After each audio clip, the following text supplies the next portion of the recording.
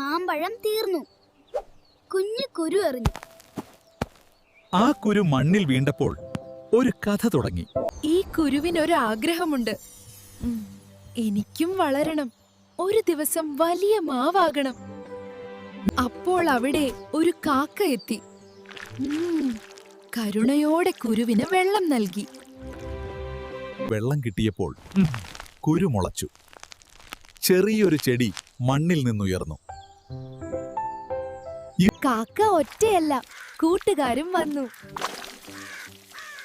എല്ലാവരും ചേർന്ന് ചെടിക്ക് സഹായം ചെയ്തു. കാലം കടന്നപ്പോൾ ചെറിയ ചെടി ഒരു വലിയ ശക്തിയായ മാവായി മാറി.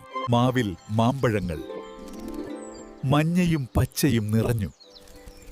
പക്ഷികൾക്കും വളരെ സന്തോഷം. ഒരു ചെറിയ സഹായം, എത്ര വലിയ മാറ്റം. കരുണയോടെ ജീവിച്ചാൽ പ്രകൃതി സന്തോഷിക്കും. മാവ് ഇപ്പോൾ പക്ഷികളുടെ വീടാണ്.